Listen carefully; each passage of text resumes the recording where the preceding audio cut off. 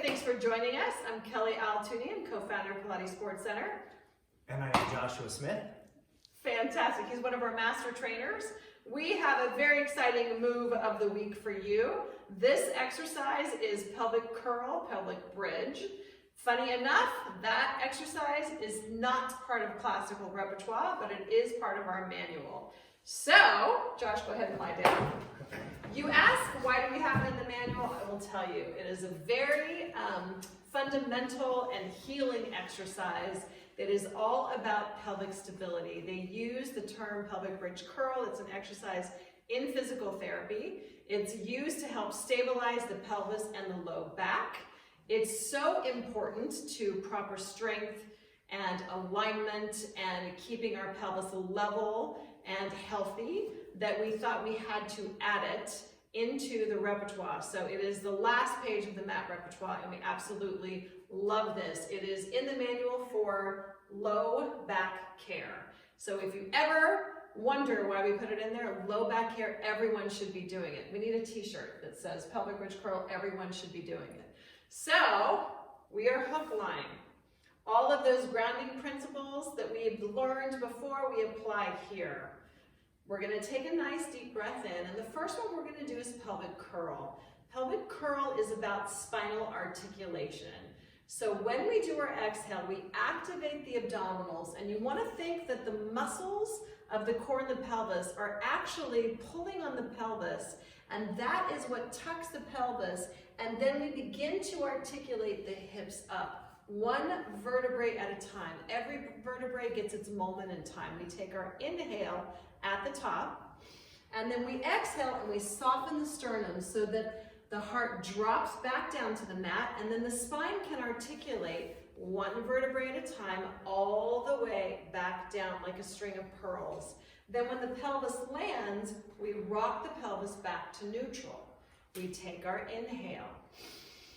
We exhale, deep connection of the abdominals, reaching the tail long to press one segment at a time to lift the hips up. Now, when we arrive here, there should be a lot of stuff going on. This is where we're checking to make sure that your hip bones are level. We call these your ASIS or your pelvis headlights here. We need the hip bones totally level. So we take an inhale. Let's show what it would look like if the pelvis wasn't level.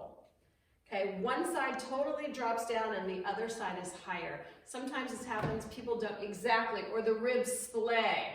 It creates all kinds of issues. So we're gonna hold and go for, and our goal is that level pelvis, and then we articulate the spine all the way back down. So let's talk about a few more things that happen here. Let's do this one more time, pelvic curl. We inhale, we exhale to tuck, and press the spine off of the mat, lifting those hips up when we arrive. I also want you to think of engaging the inner thighs here as if you had a ball. I love to use a ball sometimes. Place the ball right here, give it a little squeeze so those inner thighs activate. I will have the client lift their head and look at their hip bones to make sure their pelvis is nice and level and they're not dropping into one side or the other. If you press through the heels, you'll really activate the hamstrings and those glutes. And then we're double checking that rib cage. Josh explained it very well a while ago. So when you lose that core connection, the ribs pop out. We want to make sure that the ribs stay nice and closed. That means you can't come up too high. Okay, we just held our pelvic curl for a while, so we're going to take one more inhale. On the exhale, I want you to think of traction in your spine, like you're pulling your heels to your tail, and that traction is what allows the spine to drop one vertebrae at a time. Perfect. So that is all about articulation. That's getting flexibility and mobility into the spine and into the back. A lot of times we're really tight through that lumbar spine. Well, this exercise will help loosen that up and get that flexibility in there. Now, the next one we're going to do is pelvic bridge. Pelvic bridge is all about maintaining neutral. So here, it's as if the spine is neutral. The natural curves of the spine will stay. We're going to keep the integrity of the spine. So we take our inhale to prepare, and on the exhale, like a board, we're going to lift the hips and the T-point straight up. Holding that, this must stay down. Sometimes we reinforce that connection. It's actually pretty important to reinforce. Holding that, then we take our inhale at the top, Coming down the exhale, the tailbone and the T-point should arrive at exactly the same time. The integrity of the tunnel for the ladybug stays. Inhale. Pressing into the tripod foot, we exhale to lift. The hamstrings should be active here. Holding that, they are, right? Yes. Holding that, we take our inhale. And then on the exhale, we lower the tailbone, keeping that tunnel there so that the back muscles are firing. We want the low back to get strong. When we hold neutral, the back can strengthen. When we go into flexibility mode, it stretches, but neutral turns all of those low back muscles on and makes them get stronger. That's what we need for anybody with low back issues. Excellent, lowering down. Now we have an advanced variation of this, and that is single leg, either bridge or curl. So once we've gotten to a place where you know that your client is stable, right? If they come to you and they're saying, my low back hurts, or your low back hurts, you're the client, right? My low back hurts. We know this is a great exercise for you.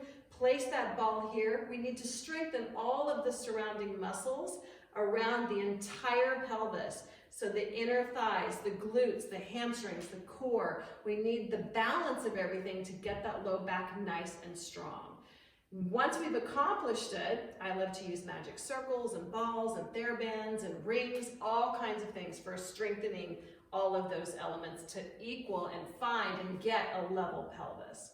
Once we've accomplished that, we're going to do the single leg option. So I'm actually going to have you move your feet a little closer together. Fantastic. Take a nice deep breath in, and let's do neutral. And on the exhale, we're going to lift the pelvis and the T-point up, keeping the ribs nice and closed, reinforcing that connection with the shoulders down. When you're ready, you're going to inhale and lift your right leg to a tabletop position. Fantastic. We can do 1,000 things here. We can march, we can send the leg out and in, but let's march today. So we're going to lift the other leg. This is really hard because you're going back and forth in the marching of one side and then the other, all the while checking the pelvis. That's the most important part. The pelvis needs to be stable and level. So we do that marching. Good. Last set, holding that great tabletop, and then put that leg down, and let's do the last side one more time. Excellent. And then lower that. Take your inhale. And on the exhale, articulate the spine all the way down. Let that feel good after all of that. Good. So from there, you want to just let your client sort of recover. We worked a lot of things. Single leg is very challenging.